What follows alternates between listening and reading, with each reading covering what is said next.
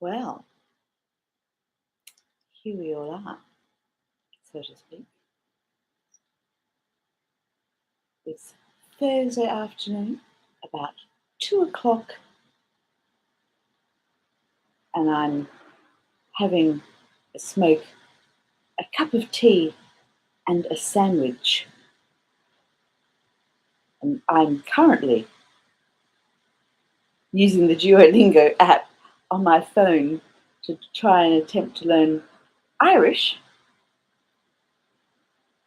since I have been in Ireland as a resident for 6 years and I don't know the native language. They wouldn't put up with that sort of thing in France now, would they?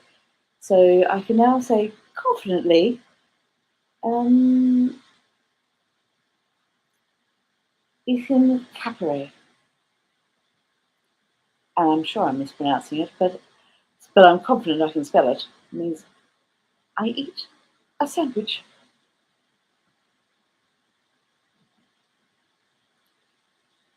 Cup and tea. That I already knew, fortunately. Chin chin.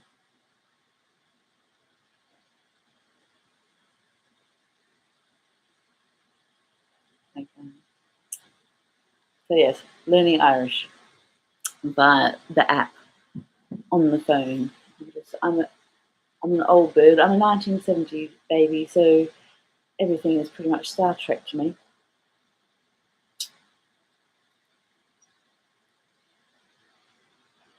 I keep suspecting perhaps I'm just in a coma somewhere, having a very strange dream that I'm in Ireland, doing mad things like meeting television stars like my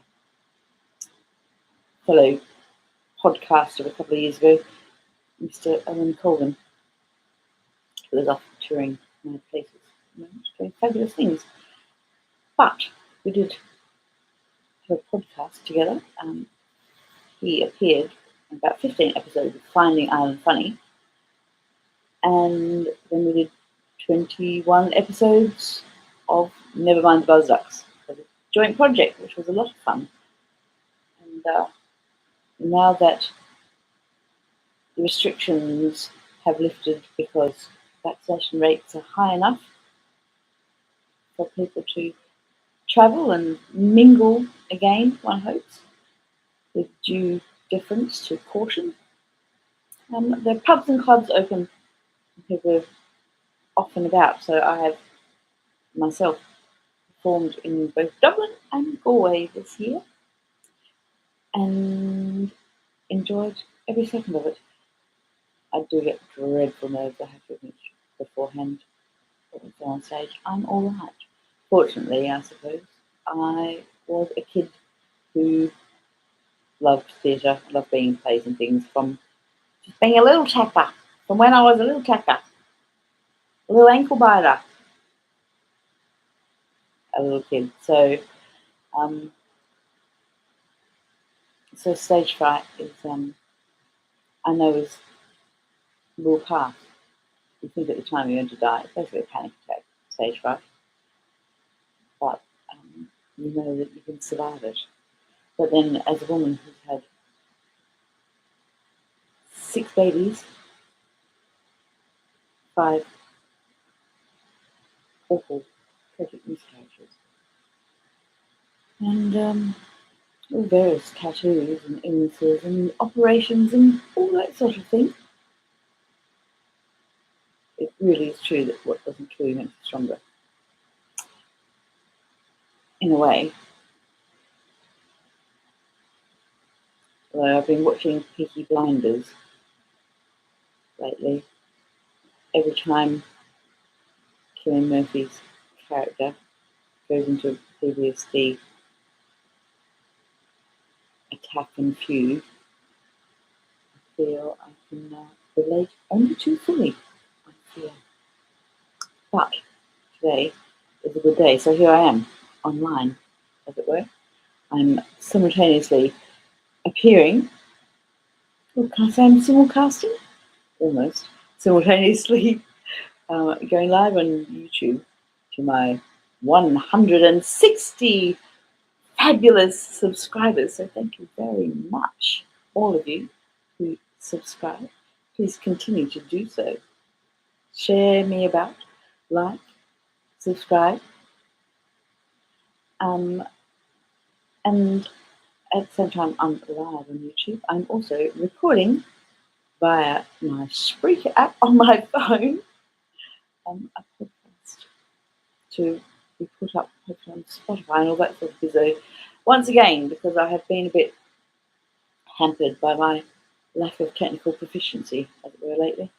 I have a mobile phone, which I can record things on, of course, but I do rather like doing things live, and my laptop has not been playing the game lately. But it seems we are fortunate today. So,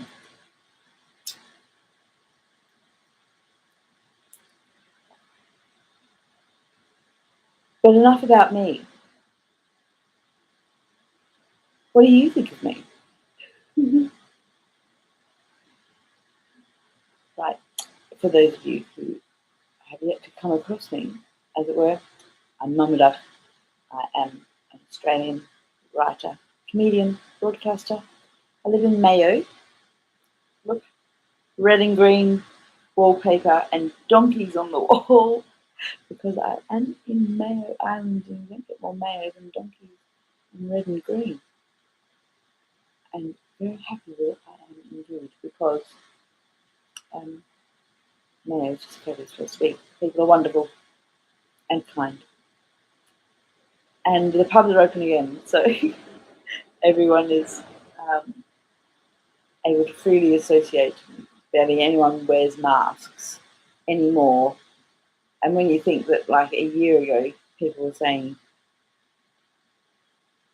that all the mutations of COVID were going to come so rapidly that we would never be able to open a pub again.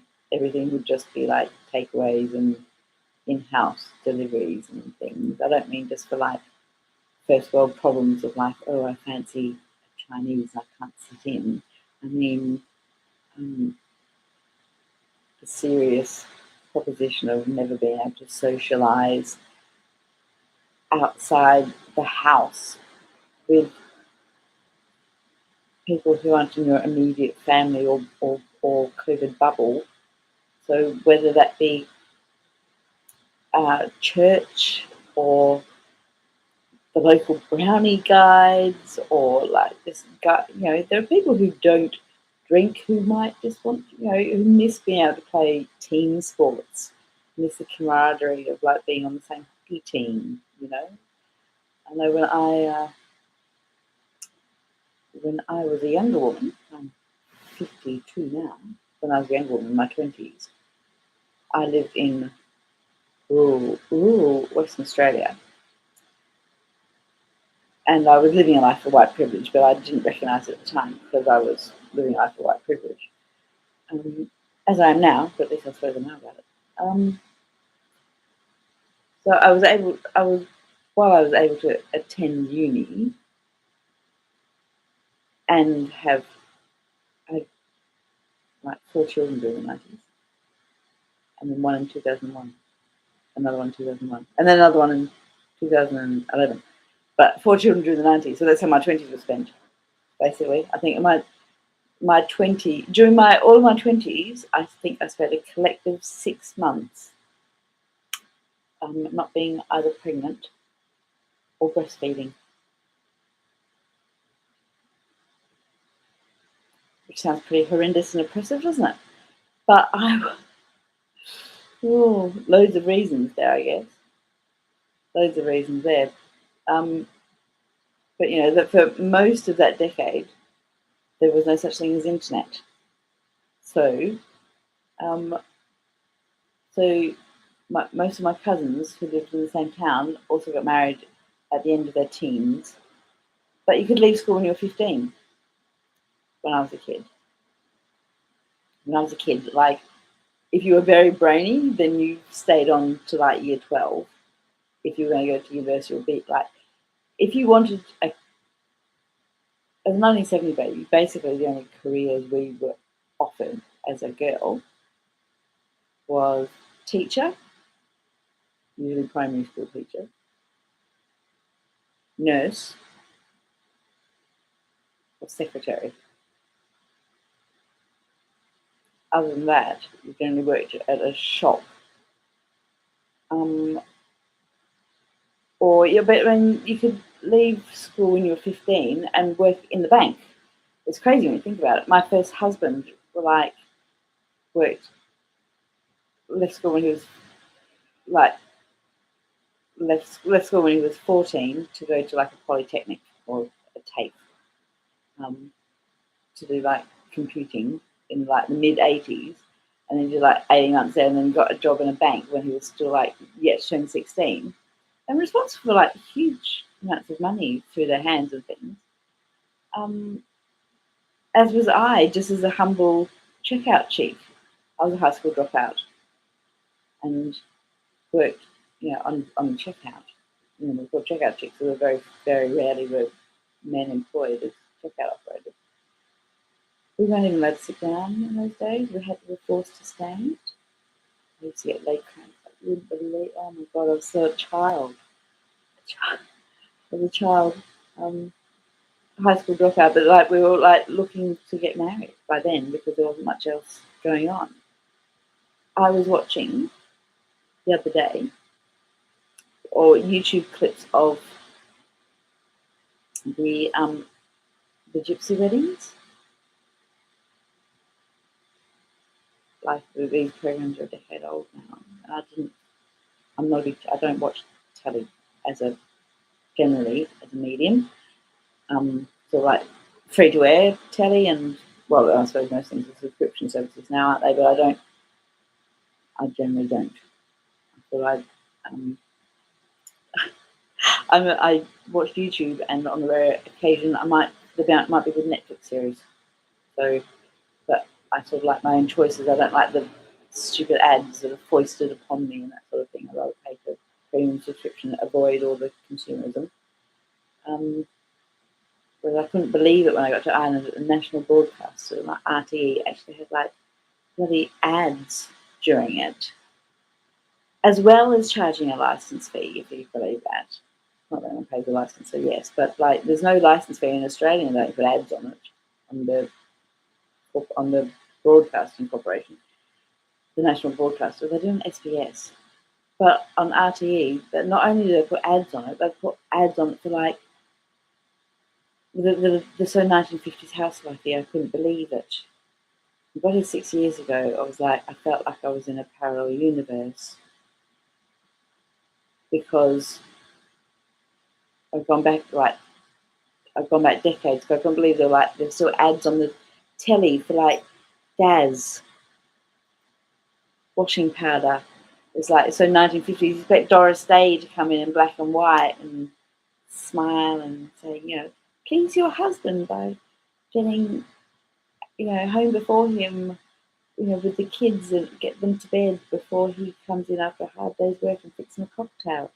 It's like because all the ads are just like get everything sanitized with bleach, and there was like the alternative to the old school, like worse for the environment, but got to get everything like squeaky clean. It was mad, and it was so sexist because it was always women. There was literally one that was a ballerina, like pirouetting around in a tutu while she was like mopping the floor. It was so sexist and laughable. I thought I'm like, am I being pranked? It's so strange. And then I remember finally there was an ad where a man was picking up his kids from school and from daycare. And I thought, that's finally a bit of progress, a bit of equal opportunity and recognition of that not all parents who do parental duties are mothers. Sometimes, a lot of the time they're fathers in this, day and age. I mean, my first husband, for all his faults, was the original 90s snag, sensitive, new age guy who carried like a baby around in a sling on his chest at a barbecue, because they're okay with that now coming into the birthing room while you had the baby and being part of the whole thing. Changing nappies, there was no such thing as, they weren't called cooks if they changed a nappy. They were just like, it's good to see men finally being involved with their children after like the coldness of the post World War II. Mostly fatherless. What happened was wars take men. So in the Second World War, of course, there were many children from that era grew up fatherless and taught to be very, very tough, and big boys don't cry and all that sort of bullshit. And then that gets it only takes that to happen in one generation, get turned around, and then you've got the next generation that like can't express itself emotionally and so on. But then we had the progressive era finally sort of like kicked in. Of course, it's pre-internet again. I was born in like rural Western Australia, so although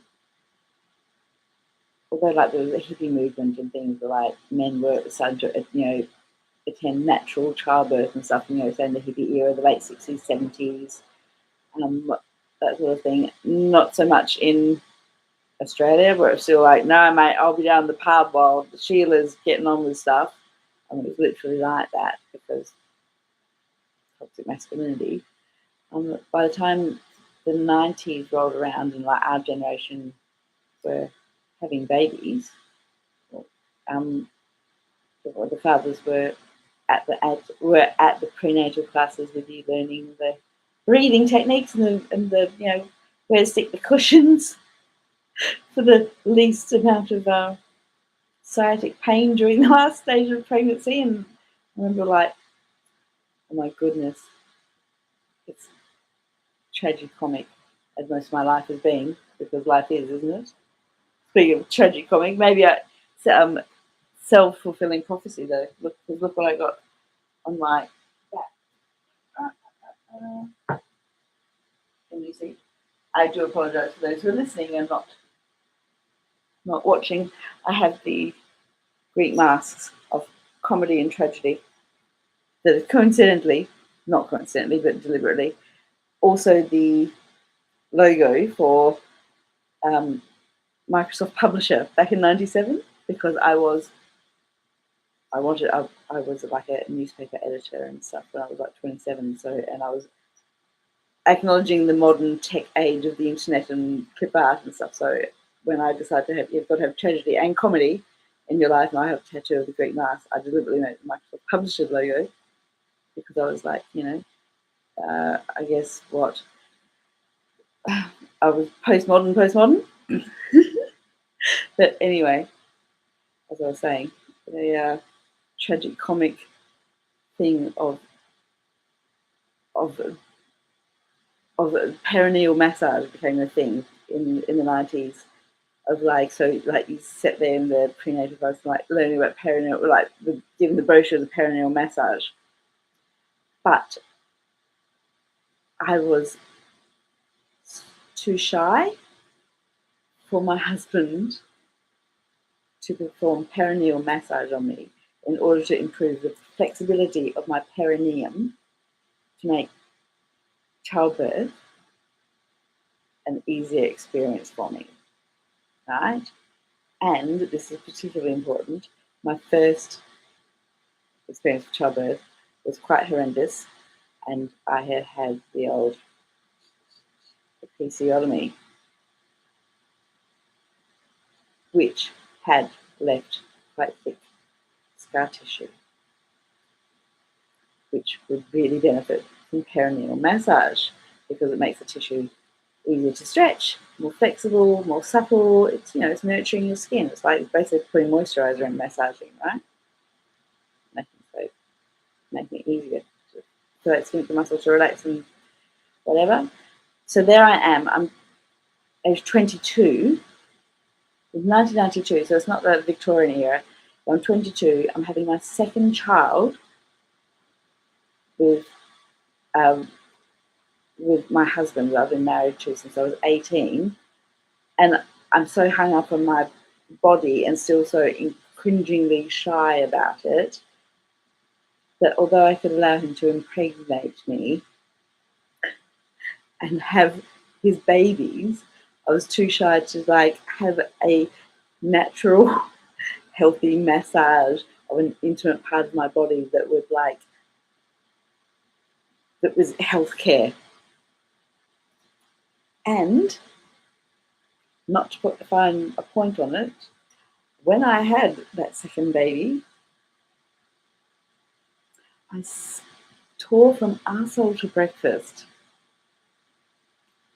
like second to third degree tearing of the perineum, all the way up to the cervix. I had a lot of stitches. And as a result, my poor second baby did not have the best entry into the world because I was too much in pain and shock to feel the same mummy hormones towards him initially as I had towards my first baby when everything had gone, well, not swimmingly, but certainly better than that particular experience. Believe me, by the time the third baby came along, there was perineal massage. Yeah, that's what I mean. You let it all hang out, you lose your hang-ups. But isn't it sad that I had to go through that as a young woman?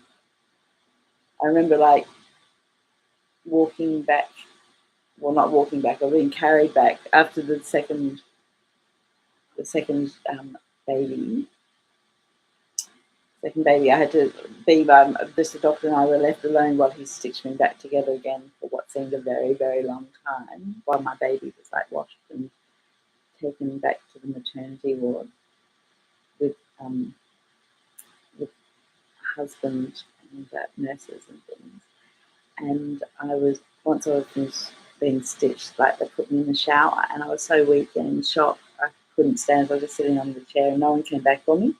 And then eventually like the shower was like almost cold by the time about half an hour later my husband says like, where were you? You've been here all this time. I'm like, I thought someone was coming for me. I couldn't get, and he was like, he helped me get dressed and was like half carrying me back down the corridor to the ward. I could barely move and I was almost being like colour of candle wax.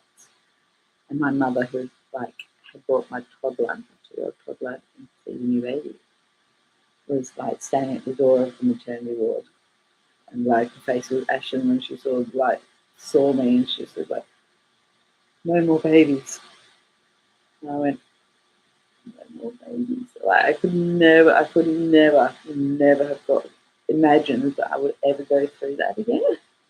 So when I found myself pregnant with my third child, after going through that, and it was an unplanned but not unwanted pregnancy. See, as a young woman, sometimes the timing just isn't great, but I am pro-choice. But the choice I made was to carry my baby to term. Because although it was just at the end of my first year of uni, and although my relationship wasn't fabulous, I felt at the time, rightly or wrongly, in hindsight, whatever, I'm sure the resulting daughter would not feel rightly or wrongly. I feel I made a decision to carry my unplanned pregnancy to term. Because life happens, doesn't it? So when I found myself pregnant, at the end of my first year of uni, having just finished my exams, and contraception having failed, like with my husband, so my third child, I carried my baby to term. And by then, I was terrified, of course, because of the second childbirth being so awfully wrong, that I spent most of that pregnancy like depressed because it was like unplanned and I wanted to be a young and fabulous filmmaker because I just started like doing media and writing journalism, filmmaking stuff at uni, and I felt significantly hampered and terrified because the second childbirth had been quite so mishandled, had been mishandled so badly that it had been quite scarring and traumatic, and I had dreadful postnatal depression afterwards. So there was perineal massage was definitely part of the old self-care as a healthcare thing during the third pregnancy. And my third experience of childbirth was the easiest one I've ever had. Ironically,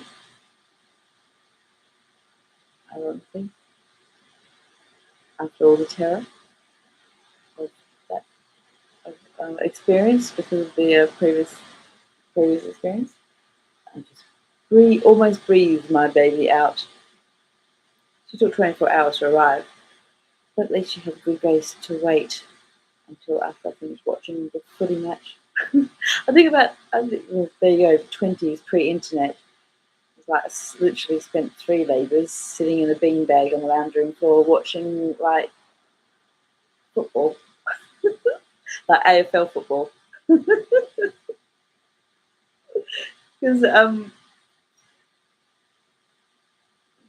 because interests were limited in the 90s because it was pre-internet. So it's not until we have a connectivity, literally, of the entire world that cultural trades can be made and information can be sought and people can find out. But not everyone has to go through the same experience of being married off at 16. But so back to the old telly. Whereas when I was 16, I was watching EastEnders on the telly and working on a checkout and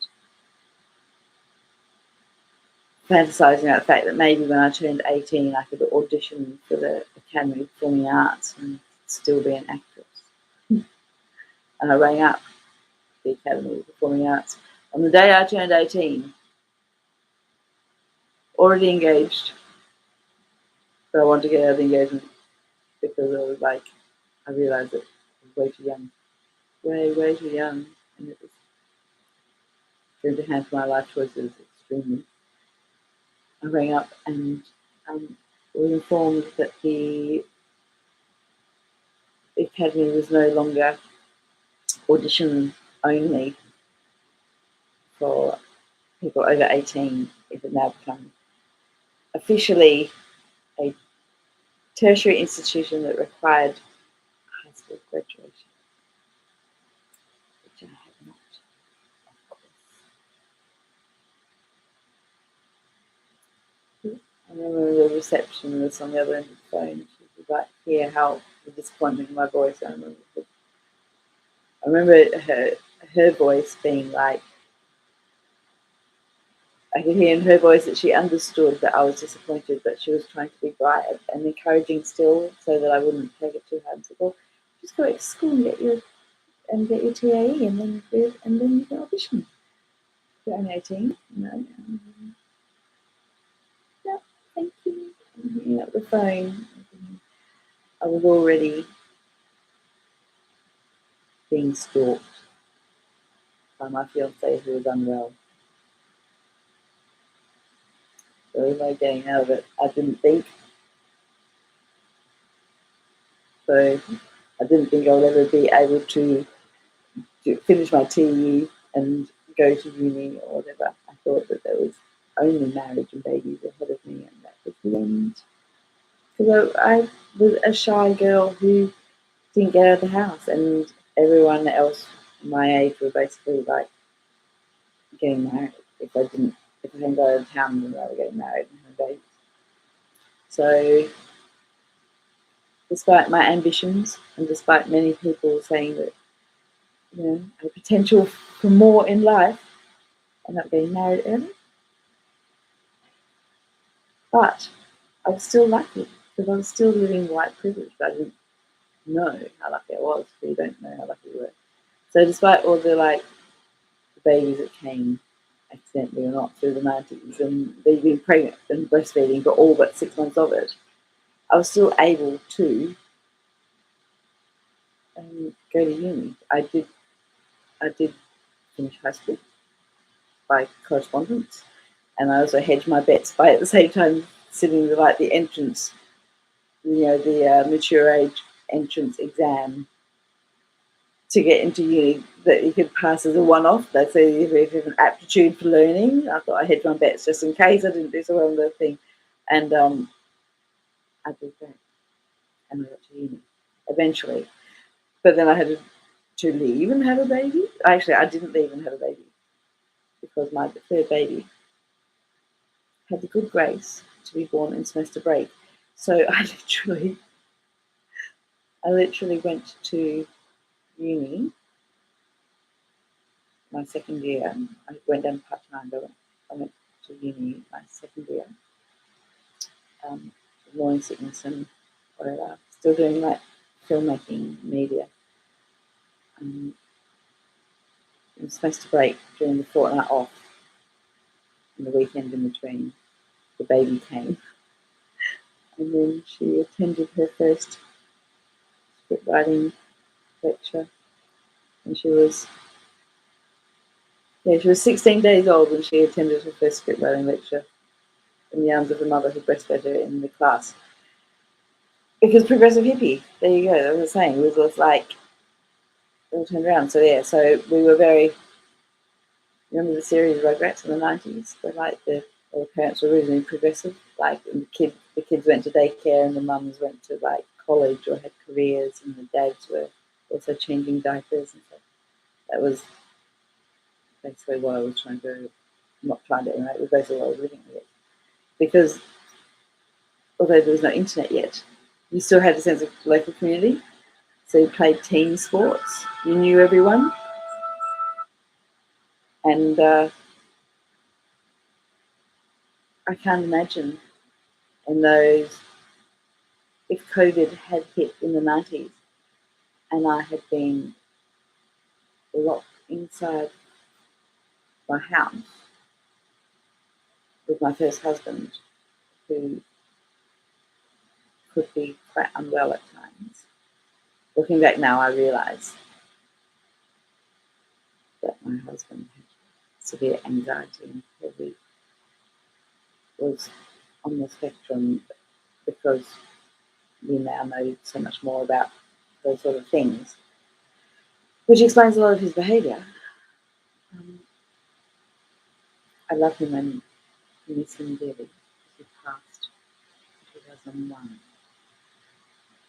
And by the time he passed, he was a very young man, only 31.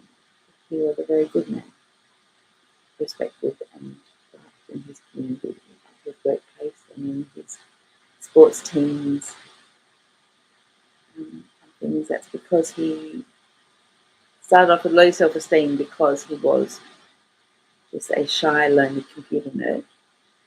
He couldn't really relate to anyone. But I had a few friends at school, but didn't really have it like his own, he had mates that were sort of into the same thing, but not really on his level, I guess I'd say. Yeah. And then he found his place and got his self-esteem back. And most of our relationship problems also disappeared because his self-esteem was being restored by contact outside the house, by mixing with the local community and working locally in a large workplace where he was confident in his own abilities and respected, and mixed with his other sports teams. And I also was involved in other things, so we were involved, and we went everywhere with our children. With our children, had their own sports teams and dance classes and things we're involved in. So that's the sense of community that helps you survive as a human being, because we're pretty much 99.99% chin. So if I had been locked down in the 1990s with 4 kids and a husband with whom I didn't always get on with, and who had, if we were deprived of the outside stimulation of company and socialisation, and we didn't even have the internet, at least during the COVID lockdowns, we could connect online, we could stream, we could video call, we could do that. There wouldn't have been any of that in the 90s. My God, I think they would have, the body count would have doubled, because people would have literally murdered one another within their homes if they hadn't had the ability to get out, or had at the same time that they under connect to the internet. Let's sip of my cup of tea, if you don't mind. Probably gone cold by now.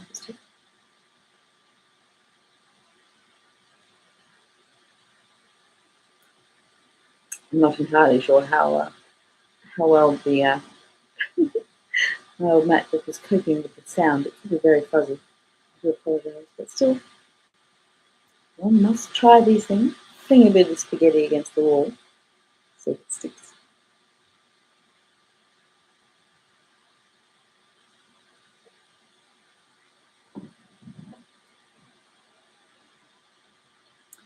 Also, when I was a young woman in my teens,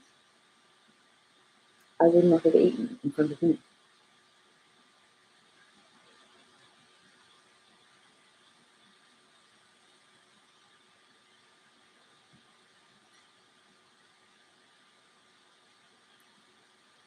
But now, I occasionally eat on YouTube because I'm reclaiming my space. But as I was saying, that was my world, mid-80s. Get married off when you're 16. All the local fellows was like, some of them, I definitely was probably of the generation where, like, you had to marry the girl if you got pregnant. So girls would try to get married by getting pregnant with someone,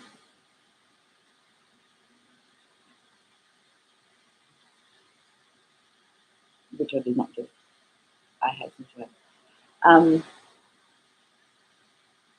But when I was watching clips of the Gypsy weddings, which I missed the first time around, so I don't watch reality TV, but it was all thrown up on my YouTube feed, probably because I'm in Ireland and a lot of the travelling community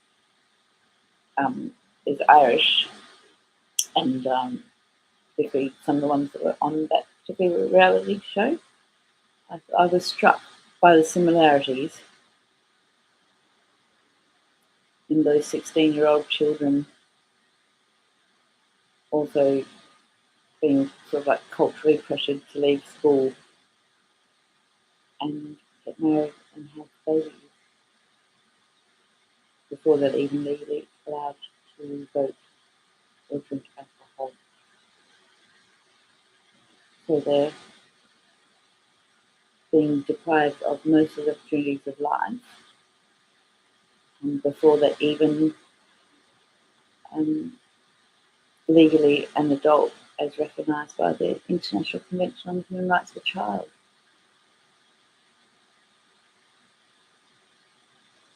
And it's just so sad. Like, I cried.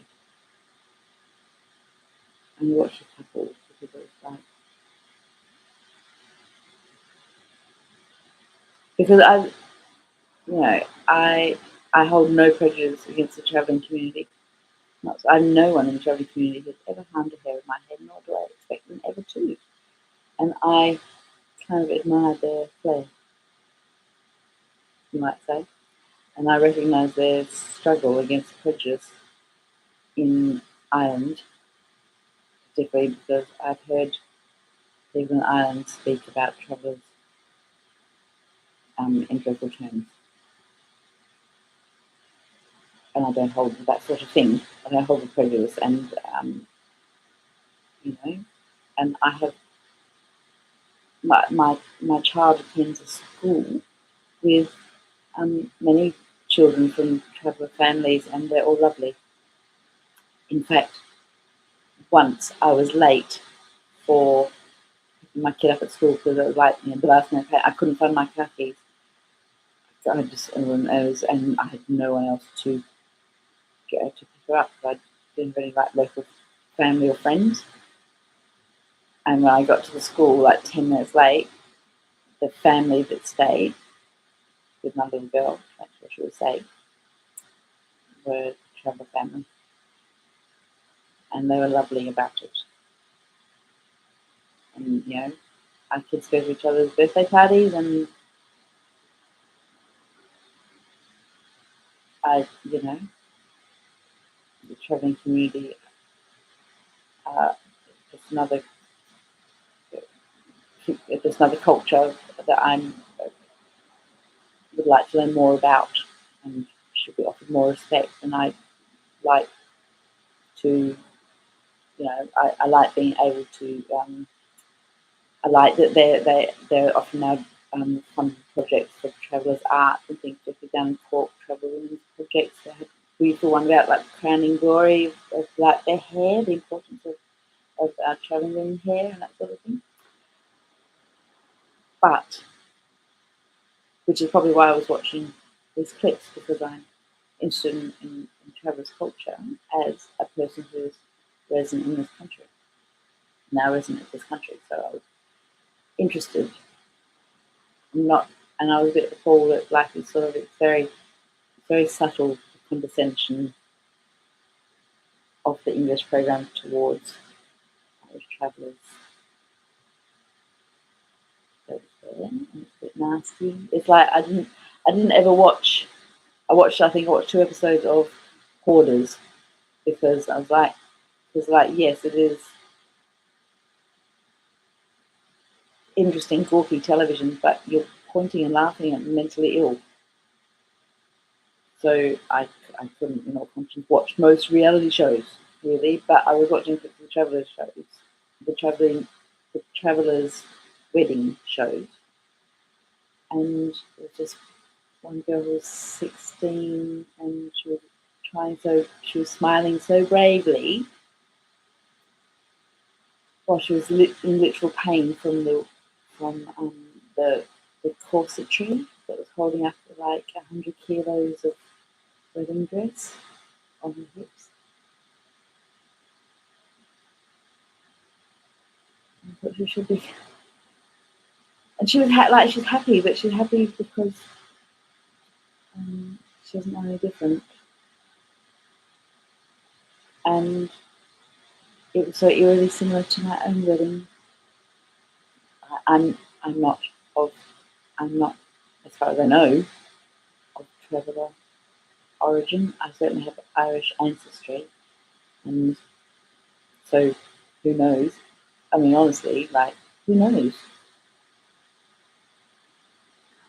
Part of the reason it's ludicrous to hold any prejudice against anyone of any ethnicity, because you never know who your granny might have fallen in love with.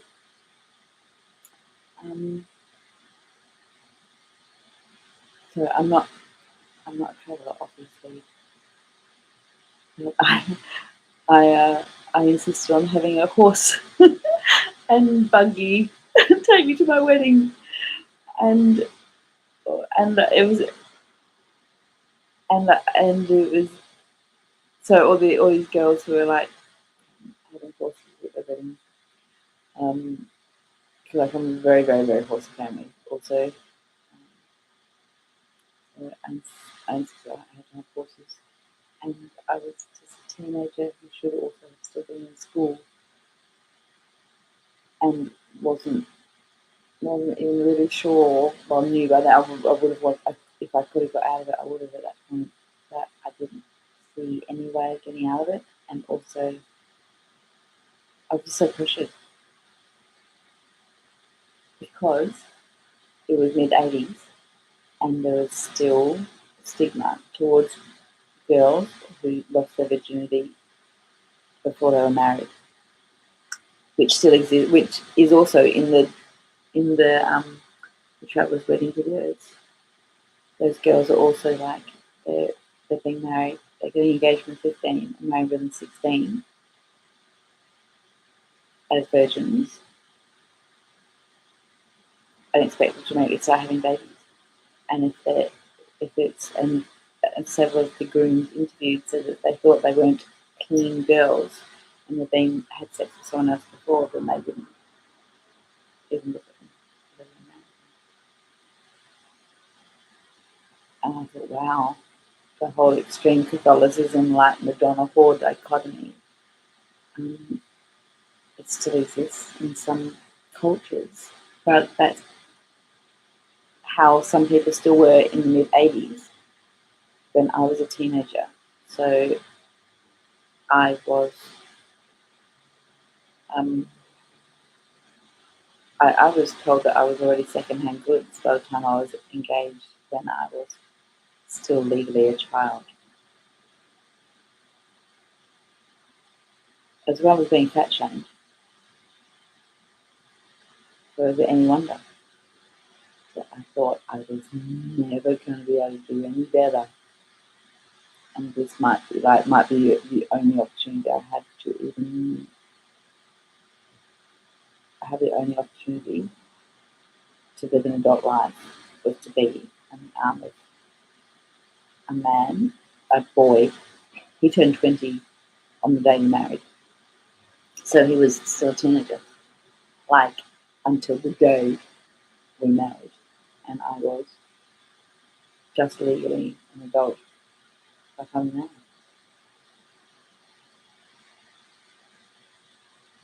It's crazy sad.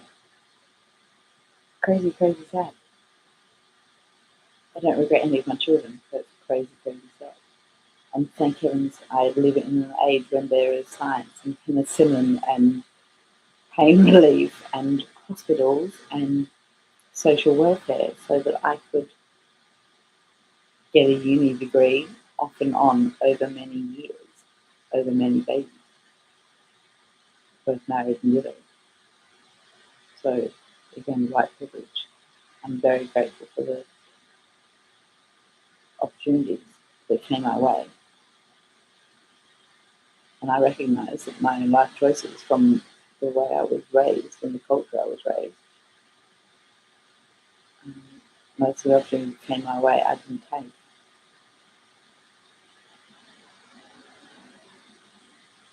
But now I can sit here and eat a sandwich, live to the world.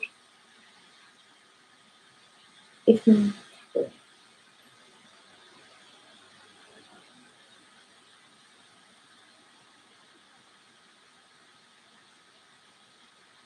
There you go. That's me. Sitting in an island, eating a sandwich, pontificating about patriarchy and why it's so important to educate our girls as well as our boys. My grandma, my maternal grandmother, was offered a scholarship to a music college in Geelong, in Melbourne, 100 years ago. It goes back to my theory about spectrum, because the music is a thing of like Australia's spectrum thing, all the way down. And although offered this scholarship, her father said that education was wasted on girls and she wasn't allowed to take it up. Instead, she had to stay at home, become a seamstress, and polish her brother's boots and leave them by his door every night. So she was the girl. And her do all the domestic duties. There's a photo on Ancestry.com of that family, and there's all the gathering of like all the women in a big family photo. It's taken about 1930. And they're all standing out in the backyard, and they're all like fair Irish English people, mainly from Yorkshire, that lot. They're all standing out, like squinting into the Australian sun. Or someone takes a camera and box brownies, all like squinting, some of them smiling. And my grandmother's the only one with a pinning on an apron, because we all had to do everything. So,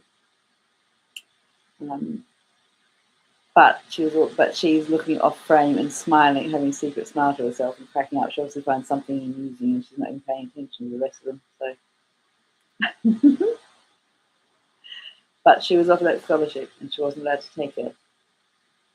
She played the piano beautifully. She still kept playing the piano, and she had a piano. She raised 6 kids, buried 3 husbands. 3 of her children went to teachers' college because education is important, and 2 of those were girls. 2 of her girls went to teachers' college after she wasn't allowed to take a music scholarship when she was a kid, because she was a girl. At the end of her life, the piano just stood there and she barely touched it. She sat in front of the television all the time, and she wasn't doing domestic duties. And she never even learned to drive.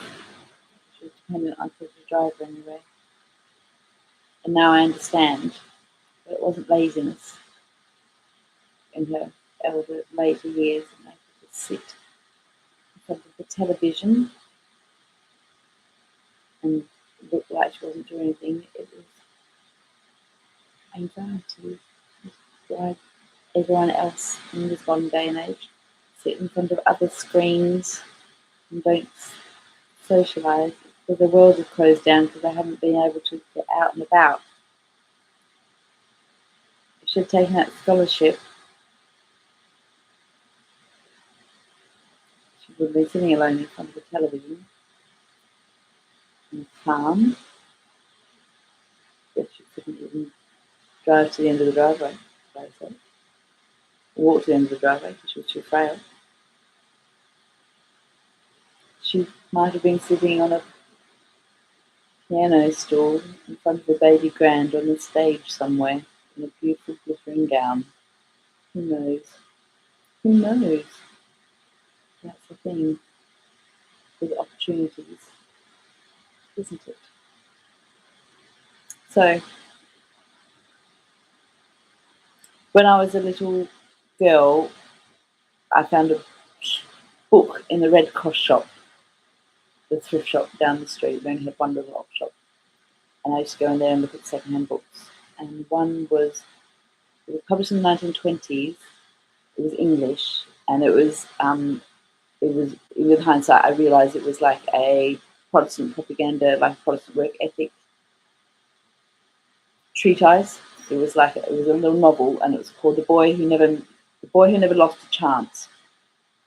And it was about like a little orphan boy who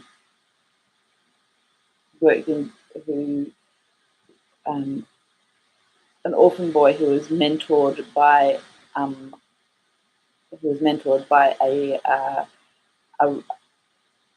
older guy who he met on like a railway work crew when he was just a tea boy. Like he was an orphan boy who just got the tea for the railway gangers. And one of the railway gangers was like a rough northern proddy who brought him to Jesus at like the local Presbyterian church or Church of England probably.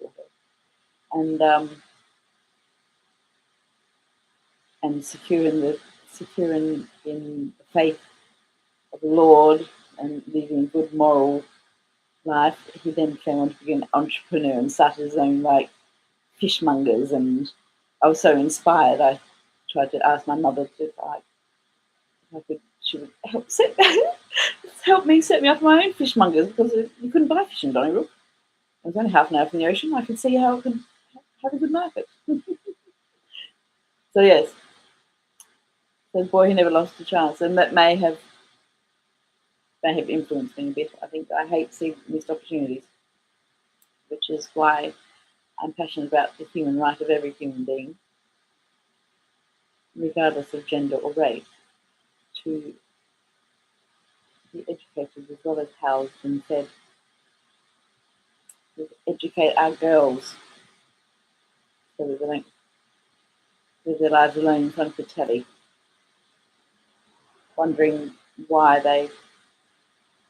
how on earth, as a young woman, they managed to birth 6 children and still be alone.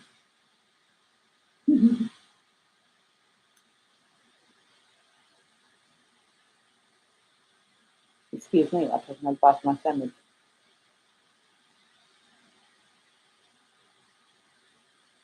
Part of the reason I eat online is I literally would not eat in front of boys when I was a teenager because I was fat shamed and I wasn't even fat. Most of the boys, of course, wouldn't have. Most of the boys had no idea what was in, like, they're not mind readers. I didn't know what was going on in my head, and I wasn't eating because I was like self-conscious. They thought I wasn't hungry. And then I read the book Puberty Blues, and I found out that I wasn't the only girl with an eating disorder that was too shy to eat in front of boys in case they thought she was like greedy or a pig or making a noise or too fat, that sort of thing. So again, reclaiming my space.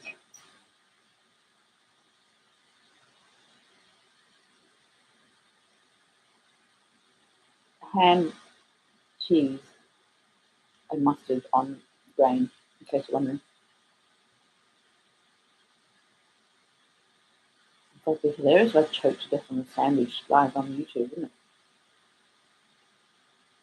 I'd end up virally. That will go viral. These are one of those awful black clips where people go looking for Tommy Cooper dying on stage, literally in full manufacture for a heart attack. I'd be like, feed E chokes. Probably some awful people get off on it. So if you can think of it, there's already porn for it. And on that note, I'm going to finish my sandwich in private. Thank you all for listening and watching, whatever you might be doing, whether you're my YouTube fan, I'm Mama Duck, you can find me, or if you're listening to me on Spreaker or Spotify or any of those good listening platforms out there, thank you so much. Do click, subscribe, do all the things that they ask you to do, and then I'll be able to do more of it. And I'll see you when you've got nothing on.